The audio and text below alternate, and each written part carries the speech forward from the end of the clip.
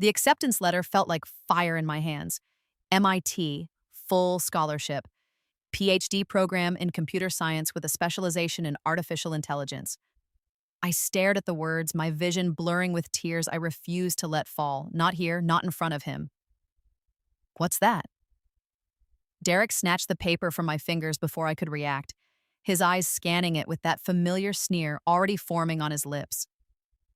My older brother, golden child, family favorite, the one who could do no wrong, stood there in our parents' living room in his wrinkled t-shirt and sweatpants, the same outfit he'd been wearing for 3 days straight. MIT, he laughed, that cruel bark that had haunted me through 2 lifetimes. They're really scraping the bottom of the barrel now, aren't they? What, did you lie on your application? Because we both know you're not smart enough for MIT. I said nothing. I'd learned that lesson the hard way in my first life. Anything I said would be twisted, used against me, weaponized by my mother, who was already emerging from the kitchen, drawn by Derek's mocking laughter like a shark to blood in the water. "What's going on?" Mom asked, wiping her hands on a dish towel. She looked at Derek first, always Derek first, her precious son. "Emma got into some PhD program at MIT, Derek said, waving my acceptance letter like it was a piece of trash. "Can you believe it? Must be one of those diversity admits they're doing now, lowering standards to meet quotas." The words should have hurt. In my first life, they had destroyed me. I'd let Derek's constant belittling convince me I wasn't good enough, that my dreams were stupid, that I should be grateful for whatever scraps of approval my family threw my way. I'd watched him coast through a business degree at a mediocre state school, failing half his classes, getting jobs through dad's connections only to get fired within months, while I'd been told my passion for computer science was unfeminine and unrealistic. But that was before. Before the car accident that killed me at 28. Before I woke up in my 18-year-old body on the morning of my high school graduation, with every painful memory of the next decade intact. "Give that back," I said calmly, extending my hand. Derek held it above his head, grinning. At 6'2", he towered over my 5'4" frame. "What are you going to do, jump for it? Come on, little Emma, let's see you try." "Derek, honey, don't tease your sister," Mom said absently. But she was smiling. She always smiled when Derek tormented me, like it was some cute sibling bonding instead of systematic psychological abuse. "I'm not teasing. I'm trying to save her from embarrassment. She's going to get there and fail out in the first semester. Computer science? Emma?" He looked at Mom for confirmation of how ridiculous this was. "She can barely use her phone without asking for help." That had been true in my first life. I deliberately played dumb about technology around my family because every time I showed competence, Derek would accuse me of showing off and Mom would lecture me about not making my brother feel bad. So I'd hidden my abilities, made myself small and unthreatening, and suffocated my own potential to keep the peace. Never again. "Actually," I said, my voice steady despite the rage burning in my chest, "I taught myself Python, Java, C++, and JavaScript. I built 3 apps that are currently in the App Store. One of them has over 50,000 downloads. My senior project on machine learning applications in healthcare won the state science fair and is being considered for a patent. But you wouldn't know that because you've never once asked me about my interests or my achievements." The room went silent. Derek's smile faltered. Mom's eyes narrowed.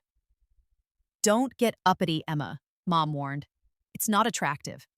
And it's certainly not going to help you at MIT when you're surrounded by people who are actually smart." "People like Derek?" I asked sweetly.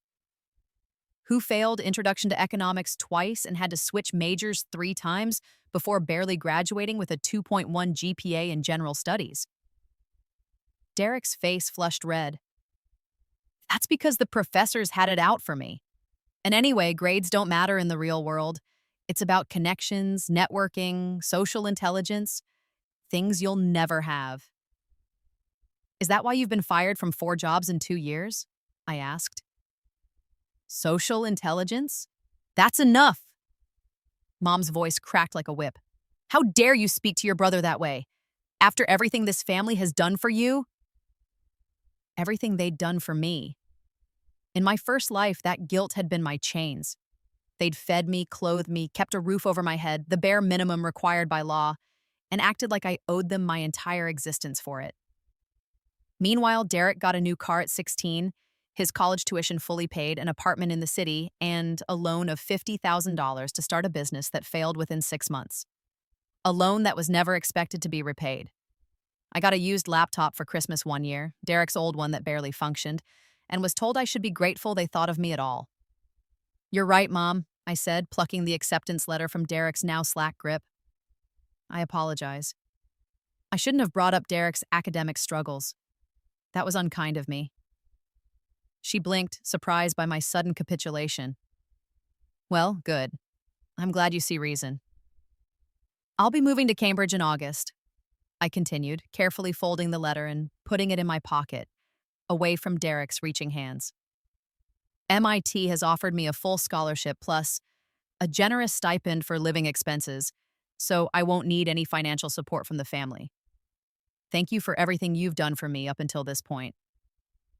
The words were polite, formal, final. A closing of doors. Derek recovered his bravado. "You'll be back within a year, begging Dad for money when you realize you can't hack it. And don't expect any of us to bail you out when you fail." I smiled, and it must have been a strange smile because Derek actually took a step back. "Don't worry," I said softly. "I would never ask this family for anything ever again."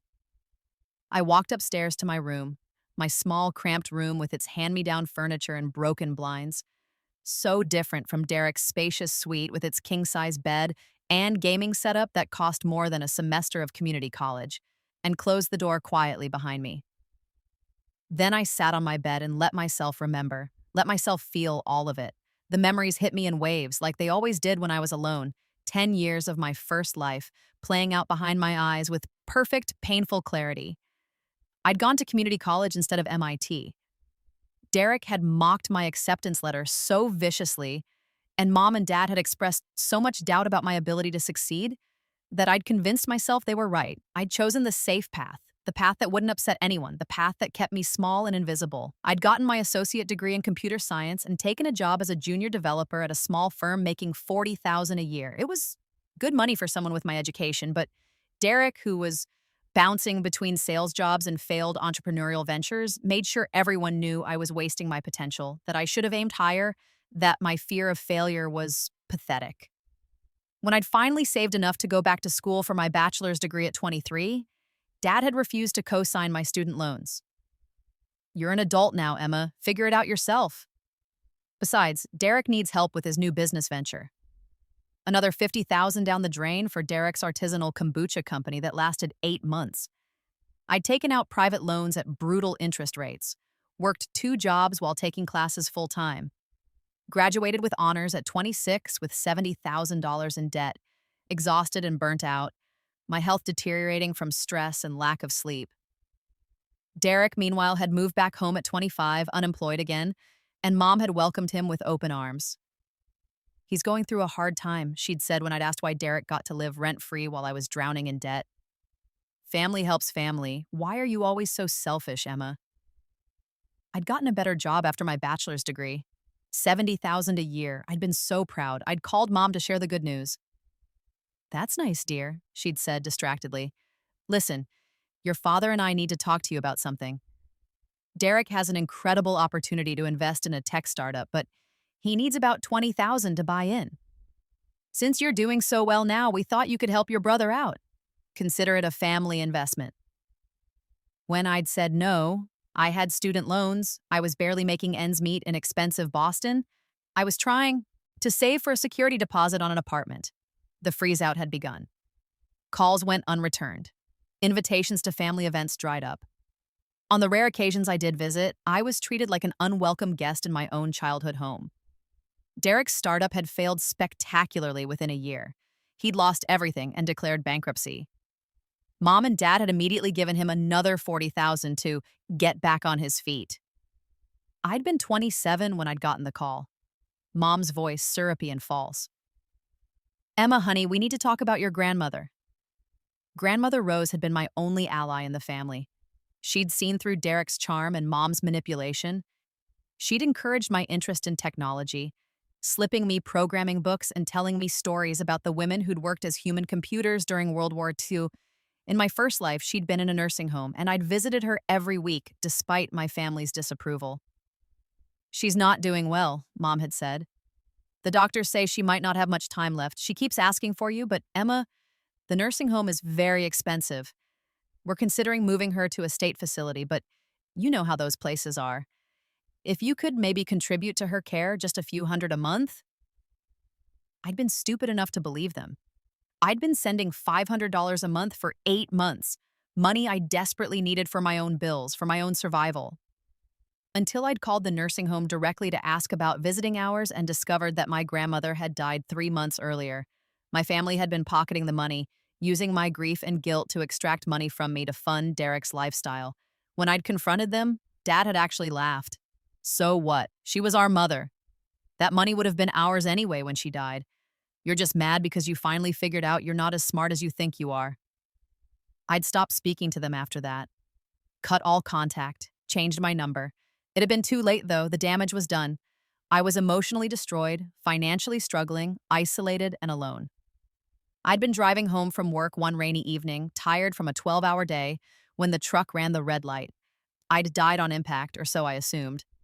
One moment I was swerving, the next I was gasping awake in my childhood bed on graduation morning, my high school diploma sitting on my desk, my acceptance letter from MIT buried under a stack of college brochures for community colleges that Mom had helpfully collected for me. For 3 days, I'd thought I was losing my mind. I'd tested my memories obsessively, looked up news articles that hadn't happened yet, checked the dates on my phone over and over again. But it was real. I was really here, really 18 again, with 10 years of brutal wisdom and a second chance. A second chance I was not going to waste. I spent the summer preparing. In my first life, I'd been timid, eager to please, desperate for my family's approval. This time, I knew the truth. I would never get their approval. Nothing I did would ever be good enough because the problem wasn't my achievements, it was that I wasn't Derek. So I stopped trying to please them. I got a job at a local tech company doing web development, leveraging my decade of experience in a resume that technically only showed high school graduation. They'd been skeptical until I'd demonstrated my skills in the interview, building a functional web app in 30 minutes that did exactly what they needed. I was hired on the spot at $25 an hour. I worked 50-hour weeks that summer, saving every penny. I avoided my family as much as possible, claiming I was always at work or studying. It wasn't hard. They barely noticed my absence. Derek was home, unemployed and aimless as he'd been in the first timeline, and he monopolized all of Mom and Dad's attention with his grand plans and elaborate excuses for why none of his job applications were panning out. "The economy is rigged against people like me," I heard him tell Dad one evening. I was passing by the living room on my way to my room, invisible as always. "These companies want robots, not creative thinkers. They want people who'll just follow orders, not innovators." "You're absolutely right, son," Dad agreed. "You're too talented for these corporate drone positions. You need something that challenges you, that values your unique perspective." I wondered if they'd say the same things in 8 years when Derek was 30 and still unemployed, still living at home, still blaming everyone but himself for his failures. Probably. They'd certainly never held him accountable before. I also started documenting everything. Every snide comment, every put-down, every instance of blatant favoritism. I kept a journal, backed up to an encrypted cloud server I'd set up. Insurance, in case I ever needed it. In July, Mom announced that she and Dad were taking Derek on a trip to Europe. "A graduation present," she explained over dinner. "He's worked so hard these past 4 years. He deserves a celebration." "What about Emma?" Grandmother Rose's voice was sharp. She'd come for dinner, her first visit in months. At 85, she was still sharp as a tack, her eyes missing nothing. "She graduated too. She's going to MIT. Doesn't she deserve a celebration?" Mom waved a hand dismissively. "Emma's fine. She doesn't need constant validation like some people. Besides, the trip is already booked. There's no room for her." Then perhaps you should have considered both your children when making plans, Grandmother Rose said coldly. But I suppose Emma is used to being an afterthought in this family. Mother, that's not fair, Dad protested weakly. We love both our children equally. Then why is Derek getting a $10,000 trip to Europe while Emma gets nothing? Grandmother Rose demanded. Emma is getting a full scholarship to MIT, Mom said, her voice tight with irritation. I think that's celebration enough. And frankly, Mother, I don't appreciate you coming into my home and criticizing my parenting. We've done our best with what we have. Grandmother Rose stood up, her movement stiff with age and anger. Your best has always been rather selective, hasn't it? She turned to me. Emma, dear, walk me to my car. Outside in the driveway, she took my hand. Her skin was papery thin, covered in age spots, but her grip was strong. You're going to do great things, she said quietly. Don't let them convince you otherwise. Don't let them make you small. In my first life, these had been some of the last words she'd said to me before her health declined. She'd died while I was in my second year of community college, and I'd been too broke to travel home for the funeral. Derek had used the inheritance she'd left me, $20,000, to pay off his credit card debt, and my parents had let him, saying Grandma would have wanted to help him. This time would be different. Grandma, I said carefully, I need to tell you something important. I told her everything. Not about the rebirth, that would sound insane, but about my fears, about the pattern of abuse I could see clearly now, about my plans to completely separate myself from my parents and Derek once I left for MIT. I told her I was worried about her, about what might happen when I wasn't around to visit, about the nursing home I knew they'd eventually put her in. She listened, her eyes growing sadder but not surprised. I've seen it too, she admitted. The way they treat you versus Derek. I've tried to intervene, but your mother has always resented me. She thinks I favor you, and she's not entirely wrong, but I favor you because you're the only one who visits me out of genuine love, not obligation or expectation of inheritance.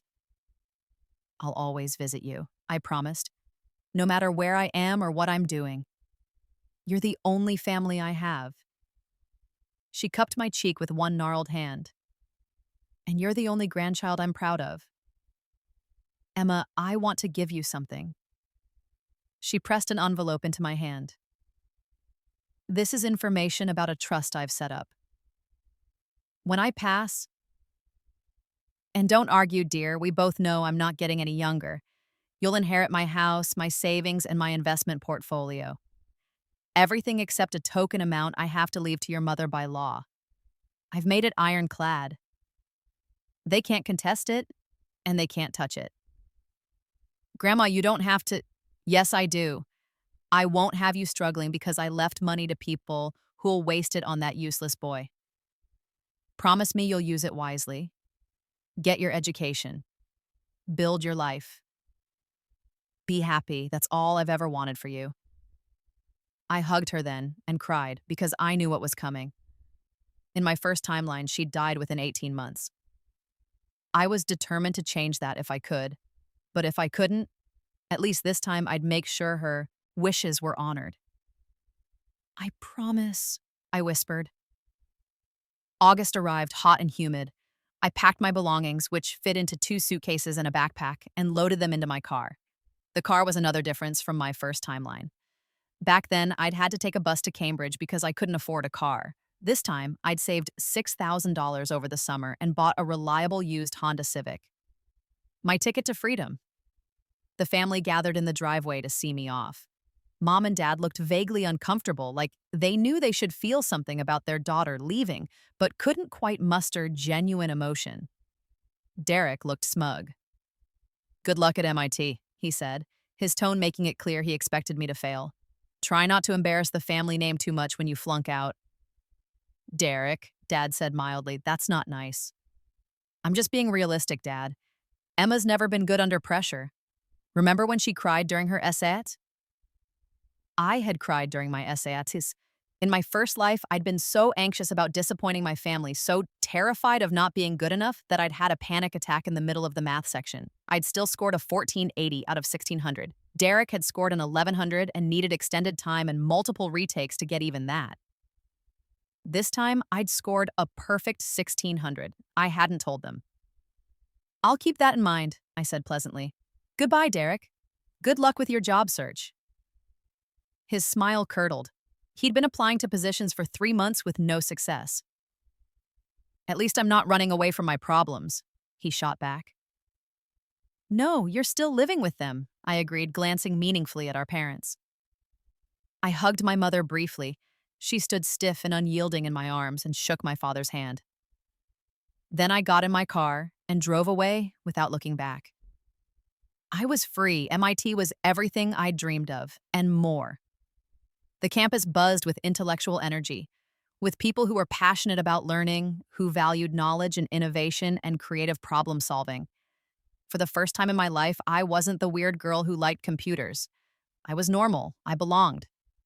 My first year was intense. PhD programs didn't mess around, and MIT's computer science program was notoriously rigorous. But I had advantages my classmates didn't. I'd already spent a decade in the field. I knew which technologies would become important, which research directions would bear fruit, which professors were doing groundbreaking work. I positioned myself perfectly. I joined Dr. Sarah Chen's lab. In my first timeline, Dr. Chen had gone on to pioneer revolutionary work in neural networks and AI ethics. She'd won a Turing Award and founded a company that was acquired by Google for $3 billion. She'd done it without me, but this time, I was going to be part of it from the beginning.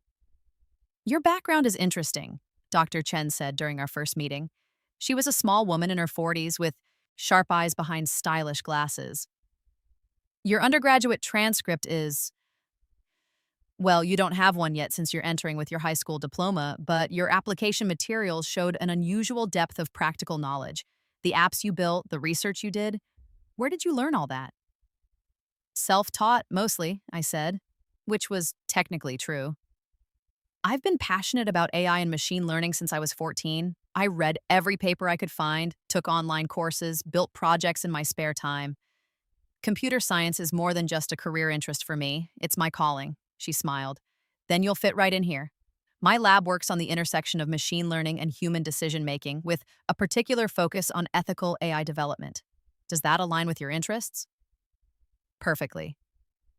In my first life, I'd worked for 3 years at a company that used AI algorithms for hiring decisions. The algorithms had been biased, discriminatory, and harmful.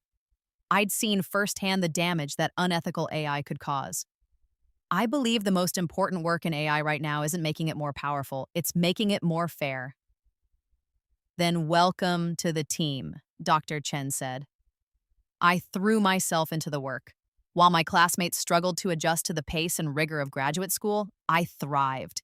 I published my first paper by December, a meta-analysis of bias in hiring algorithms that made waves in the field. I presented at a major conference in January. By the end of my first year, I'd co-authored 4 papers and had a standing offer from Google for a summer internship. And through it all, my family was blessedly silent. No calls, no emails, no contact. It was glorious. Until the end of my second year when Mom finally reached out. The email was breezy and casual, as if we talked every week instead of having been completely estranged for 2 years. "Dear Emma, hope MIT is going well. We're all so proud of you. Derek has some exciting news. He's finally found his calling in sales and is doing wonderfully at a medical device company. He'd love to tell you all about it. Also, your grandmother is moving into an assisted living facility next month. She's insisting she's fine, but the doctor thinks it's time. It's quite expensive, but we're making it work. Anyway, let's catch up soon. Love, Mom." I stared at the email for a long time. In my first timeline, this was exactly how it had started. The casual mention of Grandma's care, the emphasis on the expense, the groundwork being laid for the eventual request for money. But this time, I had something they didn't know about. I'd been in contact with Grandmother Rose this entire time. We talked every week. I visited during breaks. I knew she was moving into assisted living, and I knew exactly why. She'd been diagnosed with early-stage dementia, the kind that progressed slowly but inevitably.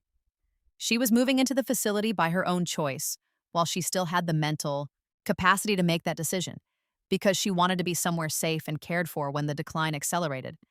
And she'd paid for it herself up front, with enough to cover 5 years of care. My family was about to try to scam me again, and I was going to let them dig their own grave. I called my mother. "Hi, Mom. Got your email. How's Grandma really doing?" Mom sighed dramatically. "Oh, Emma, it's been so hard. She's declining faster than we expected. Forgetting things, getting confused. The doctors say she needs round-the-clock supervision, but these facilities are outrageously expensive. $20,000 a month, can you imagine? $20,000 a month. 5 times what the facility actually cost." I felt my stomach turn. "That's awful," I said, injecting concern into my voice. "What are you going to do?" "Well, your father and I are covering most of it, of course. Family takes care of family." "But Emma, I know you're doing well at MIT, and I heard you had that internship at Google last summer. If you could maybe contribute a few $100s a month, it would help so much. I hate to ask, but it's for Grandma."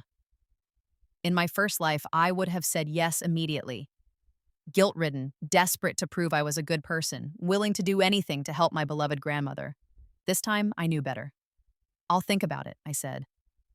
"Let me check my budget and get back to you." "Of course, dear, no pressure. Although, every day we delay is another day she's struggling." I hung up and immediately called Grandma. "They're starting," I told her. "Right on schedule," she said dryly. She sounded tired but lucid. "Don't give them a penny, Emma. I mean it. I've taken care of everything. The facility is paid for, my care is arranged, and my will is updated and ironclad. When I'm gone, you'll be taken care of. Don't let them guilt you." "I won't," I promised. "But Grandma, we should think about what happens when they realize you're not actually declining as fast as they're telling people. What if they try to have me declared incompetent and take control of my finances?" She'd already thought of it. "I've already filed paperwork with my lawyer. I've been evaluated by 3 independent doctors who've certified I'm of sound mind. And I've put you down as my medical power of attorney and executor of my estate, effective immediately. The paperwork is filed with the court. They can't touch me, Emma. I've learned from decades of dealing with your mother. I know how to protect myself." I felt a surge of fierce love and pride. "You're amazing, Grandma. I'm old and cranky, and I'm not about to let my daughter steal from my granddaughter again. Now stop worrying about me and go back to your research. I want to be alive to see you get that PhD and rub it in your brother's unemployed face." Derek has a job now, apparently. "For how long? 6 weeks? 2 months? Don't waste your energy on him, Emma. Just focus on becoming everything they said you'd never be." It was good advice. The money requests from my mother escalated over the next 6 months. First, a few hundred a month for Grandma's care. Then 1,000 because unexpected medical expenses came up. Then 2,000 because the facility is threatening to discharge her if we can't keep up with payments. I sent nothing. Radio silence. The emails got more desperate, more manipulative. "Your grandmother is crying, asking why you won't help her. Derek has been sending money even though he can barely afford it. We never thought you'd abandon family like this."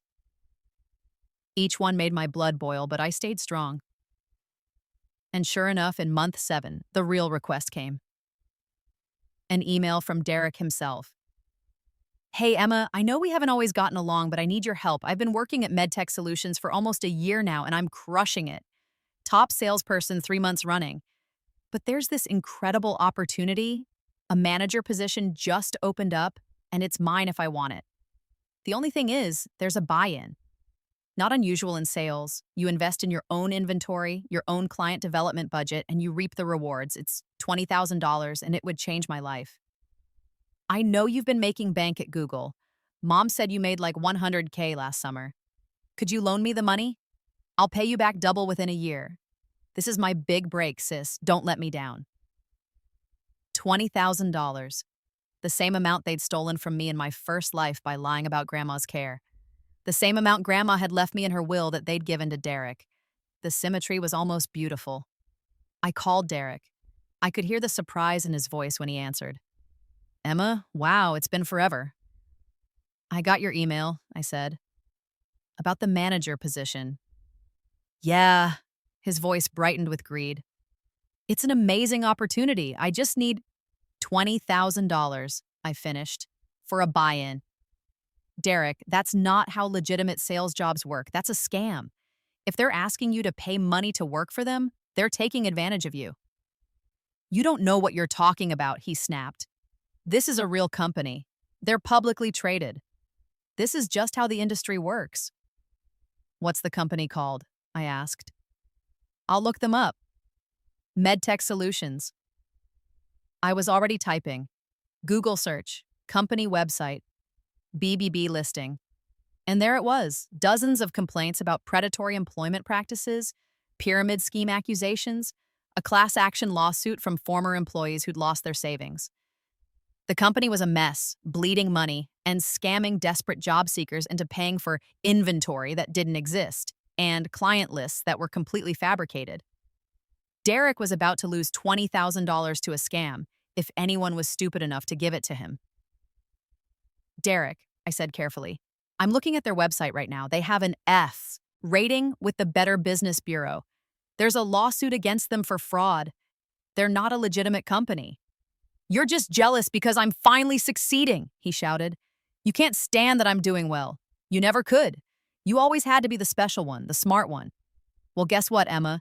Street smarts beat book smarts every time, and I'm going to be making six figures while you're still stuck in school.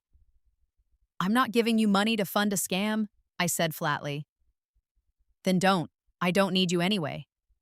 Mom and Dad will help me. They actually believe in me, unlike you. He hung up. I sat there, phone in hand, and felt nothing but a grim satisfaction. In my first timeline, I hadn't been there to warn him. He'd lost $20,000, money our parents had borrowed against their home equity to give him, and the company had folded 3 months later. He'd never paid it back, and my parents had spent the next 5 years struggling with the debt. I wondered if they'd do it again, even with my warning on record. They did. I found out from Grandma 2 months later. Your parents took out a $30,000 loan to invest in Derek's manager position, she told me, her voice dripping with contempt. The company folded last week. Derek's out of work again and your parents are panicking about the debt. Your mother called me asking if I could help them with the payments. What did you tell her? I told her that I'm an old woman on a fixed income living in an assisted care facility, and if she'd managed her money better, instead of throwing it all at her useless son, she wouldn't be in this position. Then I hung up on her. Grandma's voice held a savage satisfaction. She hasn't called back. I couldn't help but smile. Grandma, you're my hero. I'm a cranky old woman who's tired of watching her daughter make the same stupid mistakes over and over again. But Emma, I need to tell you something. Her voice shifted, became more serious. I'm updating my will again. I'm leaving everything to you, the house, my savings, my investment portfolio. It's worth about $800,000 in total. I've set it up so that your mother gets exactly $1. That way she can't claim she was accidentally excluded. And I've written a letter explaining exactly why I'm disinheriting her, which will be read at the will reading. I want you to be prepared for the fallout. My chest felt tight. $800,000? I invested well over the years, and I want you to have it. Use it to finish your PhD without debt. Use it to start your life. Use it for anything you want, as long as it makes you happy. You're the only one who deserves it, Emma. Grandma, my voice cracked. Thank you for everything. For believing in me. For protecting me. Thank you for being someone worth protecting, she replied softly. Now stop crying and go cure cancer or invent the next iPhone, or whatever it is you brilliant young people do. Grandma passed away. In her sleep 6 months later, peacefully and without pain. I flew home for the funeral, my heart breaking but also grateful she'd gone gently. The funeral was a nightmare. Mom cried theatrically, dabbing at dry eyes. Dad stood stoic and uncomfortable. Derek looked bored and kept checking his phone. "It's so tragic," Mom wailed to the assembled guests. She was such a wonderful mother, and she was so proud of both her grandchildren, Emma at MIT and Derek in his new business venture. Derek had started another business, this one selling drop-shipped fitness equipment online. I gave it 6 months before it collapsed. After the burial, the lawyer gathered us for the reading of the will. The lawyer was a severe woman in her 60s named Patricia Brennan. She'd been Grandma's attorney for 20 years, and I suspected had drafted some very specific language at Grandma's request. "This is the last will and testament of Rose Margaret Sterling," Patricia began. She looked directly at my mother. Rose was very specific about her wishes and very clear about her reasoning. She had me record a video of her explaining her decisions while she was of sound mind and body, which I have here if anyone wishes to contest. Mom's face went pale. Patricia continued, "To my daughter, Catherine Sterling, I leave the sum of $1. To my son-in-law, Michael Sterling, I leave nothing, as he is not a blood relation and has no legal claim to my estate. To my grandson, Derek Sterling, I leave nothing." Derek jumped to his feet. "What? That's insane. She's leaving us nothing?" "Let me finish," Patricia said coldly. "To my granddaughter, Emma Sterling, I leave the entirety of my estate, including my home at 432 Maple Street, my investment portfolio currently valued at $650,000, my savings accounts totaling $150,000, and all personal property therein. The total estate value is approximately $800,000. The silence was deafening. Then Mom exploded. "This is outrageous." Mother was clearly not in her right mind. She had dementia. She was confused, easily manipulated. Emma must have coerced her into changing the will. "I'll contest this. I'll take this to court." Patricia pulled out a tablet and calmly pressed play. Grandma's face appeared on the screen, recorded just months before her death. She looked directly into the camera with perfect clarity.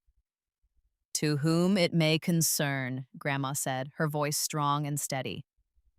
"I am Rose Margaret Sterling, and I am of sound mind and body. I have been evaluated by 3 independent physicians who will testify to my mental competence. I am making this recording to explain why I have chosen to disinherit my daughter Catherine and exclude her family, with one exception, from my will. For 35 years, I have watched Catherine show blatant favoritism to her son Derek while neglecting, belittling, and emotionally abusing her daughter Emma. I have watched her enable Derek's failures, fund his irresponsible ventures, and make excuses for his lack of ambition while holding Emma to impossible standards and offering her no support whatsoever. I have watched my daughter lie to Emma about my health and care needs in order to extract money from her. Yes, Catherine, I know about that. Emma told me everything, and I confirmed it with the nursing home. You told Emma I was dying and that you needed money for my care while I was perfectly healthy and my care was already fully funded. You stole from your own daughter, using me as bait. That is unforgivable. I have watched Derek fail at every endeavor he's attempted, and I have watched Catherine and Michael throw money at him that they don't have, enabling his complete lack of accountability. The fact that Derek is 35 years old, has never held a job for more than 8 months, and still lives with his parents speaks volumes about his character and their parenting. Emma, by contrast, is earning her PhD at MIT. She works hard, she's brilliant, she's kind, and despite everything her family has done to undermine her, she has succeeded. She is the only member of my family who has visited me regularly, called me weekly, and shown genuine love and care for me. She is the only one who deserves my support. So to be absolutely clear, I am leaving my estate to Emma because she has earned it through her character and her love. I am leaving Catherine $1 so that there is no question I intended to disinherit her. And I am leaving Derek nothing because he has been given more than enough already and squandered every opportunity. If you are watching this video, it means someone is contesting my will. Save yourself the money and the embarrassment.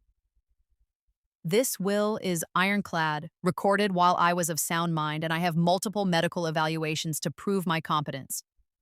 You will not win. You never could win because you never deserved to. The video ended. My mother's face was purple with rage.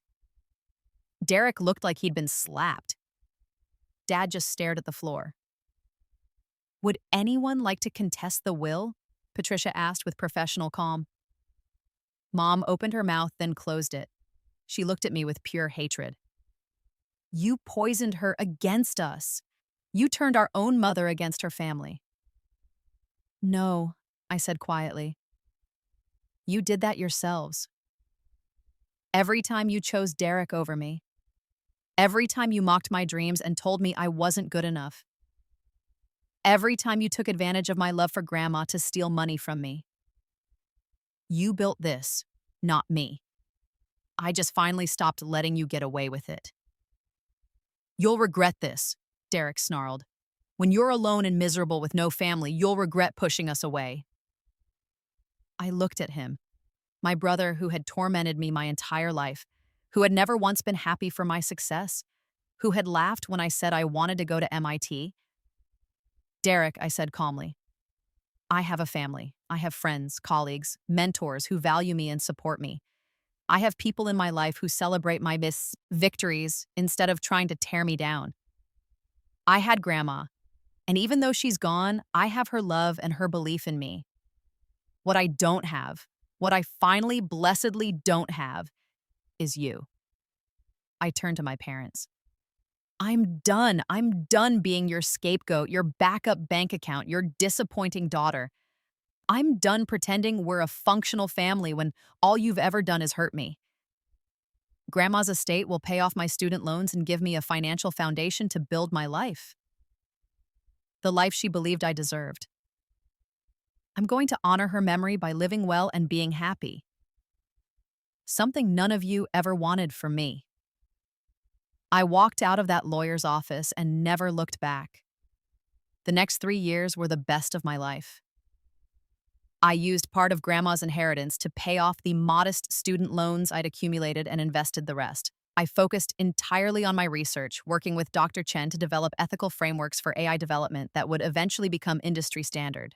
I defended my dissertation in my 5th year, a comprehensive analysis of bias in machine learning systems with practical frameworks for mitigation. It was published by MIT Press and became required reading in AI ethics courses across the country. I graduated with my PhD at 26, 3 years younger than I'd been when I died in my first life. Google offered me a position as a senior research scientist with a starting salary of $350,000 plus stock options. I accepted. Within a year, I was leading a team of 15 researchers. Within 2 years, I was promoted to principal scientist. Within 3 years, my work had been cited over 10,000 times, and I'd been invited to keynote at major AI conferences around the world. I bought a beautiful condo in Palo Alto with a view of the mountains. I traveled to Japan, New Zealand, Sweden, and South Africa. I dated, fell in love, had my heart broken, and fell in love again. I built a life full of people who valued me, respected me, and celebrated my success. I never once heard from my family, until 5 years after Grandma's funeral, when I received an email from Derek. Hey, Emma, it started in that false, casual tone he'd always used when he wanted something. Long time no talk. Hope you're doing well. I'm reaching out because I'm in a tough spot and I thought maybe you could help.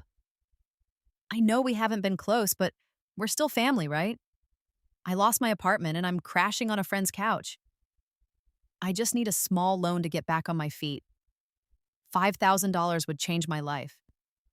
I know you're making good money now at Google. I promise I'll pay you back. Please, Emma, I'm desperate.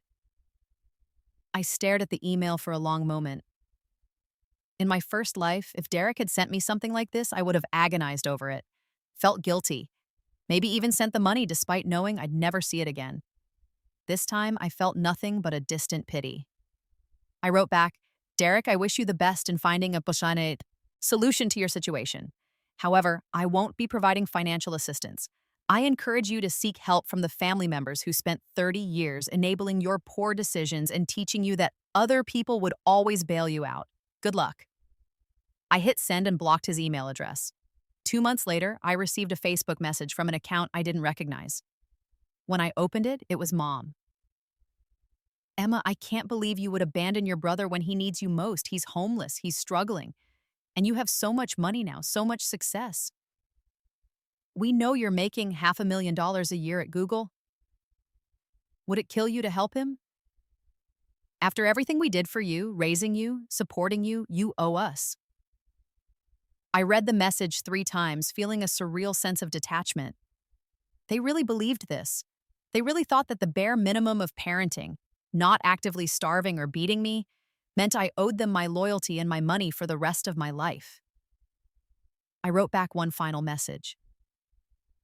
You're right that you raised me. You gave me food, shelter, and clothing, the legal minimum required by law. What you didn't give me was love, support, encouragement, or belief in my abilities. You spent 30 years telling me I wasn't good enough, that my dreams were stupid, that I would fail. You gave Derek every opportunity and me nothing but criticism. You taught me that I couldn't rely on family, that I had to earn everything myself, that nobody would ever help me. You taught me to be independent, self-sufficient, and ruthless about protecting my own interests. Congratulations, I learned those lessons well. Derek is homeless because he never learned to take responsibility for his own life. He never learned because you never taught him. You enabled his failures, funded his bad decisions, and taught him that someone would always clean up his messes. You created the situation he's in now. I owe you nothing. I owe Derek nothing. The only person I owed anything to was Grandma Rose, and I honored that debt by becoming exactly what she believed I could be. Do not contact me again. I blocked her on every platform I could think of, changed my phone number, made sure my home address was unlisted. I built a wall between myself and them that was absolute and impenetrable, and I lived my life. 7 years after my PhD graduation, I was invited to give the keynote address at MIT's commencement ceremony. It was one of the highest honors in academia, being asked to inspire the next generation of graduates from one of the world's most prestigious institutions. I stood at the podium, looking out at thousands of faces in the audience, and told my story. Not all of it. Some wounds were too personal to share, but enough. I talked about being underestimated, about having my dreams mocked by the people who were supposed to support me, about the choice to believe in myself even when nobody else did.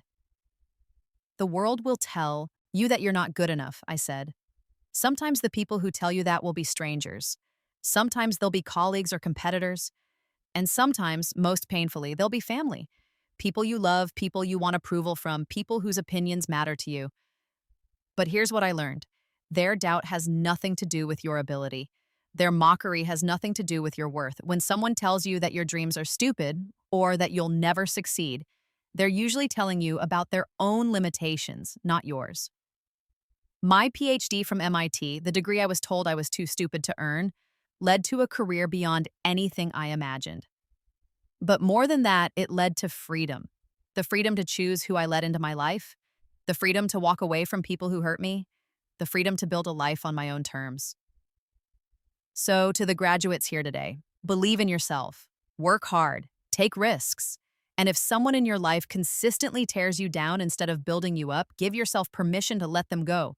You don't owe anyone access to your life, your success, or your peace, not even family. The applause was thunderous. Afterward, at the reception, dozens of students approached me with tears in their eyes, thanking me for my words, telling me their own stories of family rejection and eventual triumph. And in the back of the room, I saw them. My parents, Derek. They'd somehow found out about the keynote and come, probably hoping to reconnect, to cash in on my success, to remind me that family is forever. I looked at them for a long moment. Derek looked older, worn down, his hair thinning and his face lined with bitterness. My parents looked smaller somehow, diminished.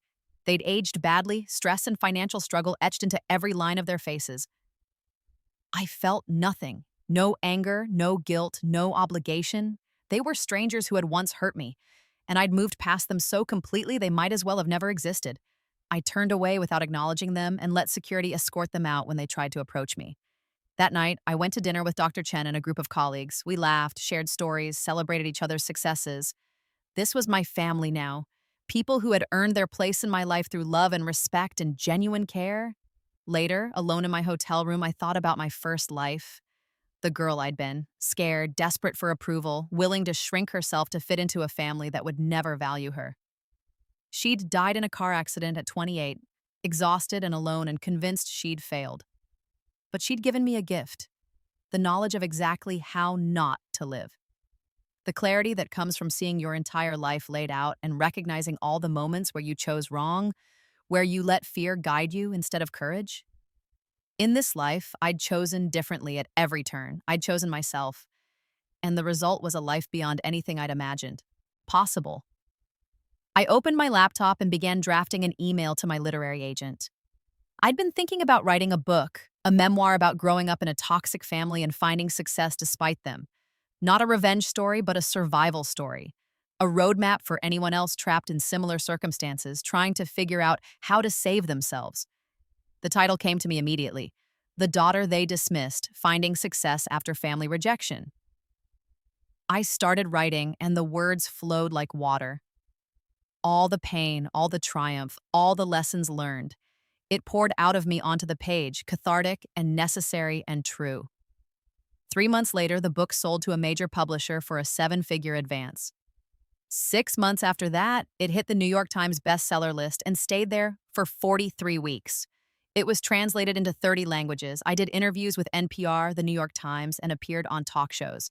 And with every interview, every appearance, every 5-star review from readers who saw their own stories in mine, I felt more healed, more free. Derek tried to contact me through a journalist writing a profile piece. He claimed I'd exaggerated the abuse, that our family had been normal and loving, that I was demonizing them for publicity. The journalist had done their research, though. They'd found my documentation, talked to Grandma Rose's lawyer, interviewed my childhood friends who'd witnessed the favoritism and cruelty. Derek's rebuttal was included in the article as a small sidebar, easily dismissed as the defensive protests of an exposed abuser. My parents tried to sue me for defamation. The lawsuit was thrown out within weeks. Truth is an absolute defense, and I had years of documentation to back up every claim in my book. They were ordered to pay my legal fees and issued a restraining order when they began harassing my publisher. And through it all, I kept moving forward. I was promoted to VP of AI Research at Google. I was named to Forbes' 30 under 30 list, then their 40 under 40 list. I bought Grandma Rose's old house, the one I'd inherited, and renovated it into a beautiful space where I hosted dinner parties and holiday gatherings with my chosen family. I fell in love with a fellow researcher named James, a brilliant mathematician with kind eyes and a gentle soul who'd also come from a difficult family. We understood each other's trauma and respected each other's boundaries. When he proposed, I said yes without hesitation. On our wedding day, I stood in Grandma Rose's garden, surrounded by people who truly loved me and felt a completeness I'd never experienced in my first life. My dissertation advisor walked me down the aisle. Dr. Chen gave a toast that made me cry with laughter. My research team formed an honor guard as we left the ceremony. Derek sent a friend request on Facebook the morning of my wedding. I deleted it without a second thought. 10 years after my rebirth, I achieved something I'd never managed in my first life: complete and total peace.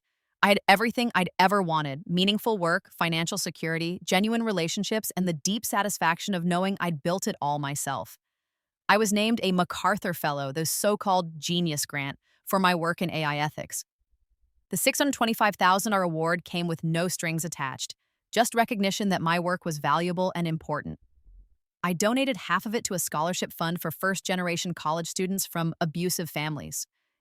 Derek, I learned through the grapevine, was working at a call center making $15 an hour. He'd declared bankruptcy twice. He was still living with our parents, who were now in their 70s and struggling with their own debt and health problems. I felt no satisfaction in their downfall. I didn't need them to fail for me to succeed. Their struggles were simply the natural consequences of their own choices, playing out exactly as they'd always been destined to do. But I'd be lying if I said there wasn't a certain poetry to it.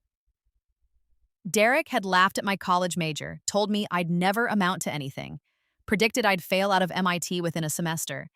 He'd been so confident in my inadequacy, so secure in his own superiority.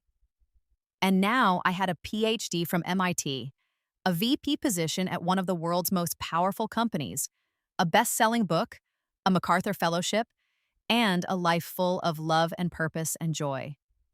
While he was unemployed, broke, and living in his childhood bedroom at 40 years old, the universe, it seemed, had a sense of humor. On the 10-year anniversary of my rebirth, though only I knew it was an anniversary, I went to visit Grandma Rosa's grave. I brought flowers, sat on the grass beside her headstone, and told her everything. "I did it, Grandma," I said softly. "Everything you believed I could do, I did it. I got my PhD. I built a career. I wrote a book. I found love. I'm happy. Really, genuinely happy in a way I never was before." The wind rustled through the trees, and I imagined it was her voice telling me she was proud. "Thank you," I whispered, "for seeing me when nobody else did, for protecting me, for giving me the resources to build this life. I wouldn't be here without you." I stayed for an hour, just sitting in the sunshine, feeling grateful for second chances and old women who loved fiercely and the courage to choose yourself, even when it costs you everything. When I finally left, I felt lighter than I had in years. All the anger, all the resentment, all the pain of my first life, it was gone, healed, transmuted into something better. I'd won. Not because Derek had lost, though he had, but because I'd refused to let his mockery define me. I'd refused to let my family's cruelty make me small. I'd taken every doubt they'd ever expressed about me and used it as fuel to prove them wrong. And in doing so, I'd discovered something important. The best revenge isn't making your abusers suffer. It's building a life so good, so full, so successful that they become irrelevant. It's reaching a point where their opinions don't matter because you've surrounded yourself with people whose opinions do. It's being so genuinely happy that when they finally try to come crawling back, and they always do, you can look at them and feel nothing but pity. That was my revenge. That was my victory. Not Derek's unemployment or my parents' struggles, but my own complete and utter freedom from needing them at all. I drove home to my beautiful house where my husband was cooking dinner and my dog was waiting at the door, and my life was everything I'd ever dreamed it could be. And I lived happily ever after. Because sometimes the best stories aren't about the villain getting what they deserve. They're about the hero getting what she deserves instead.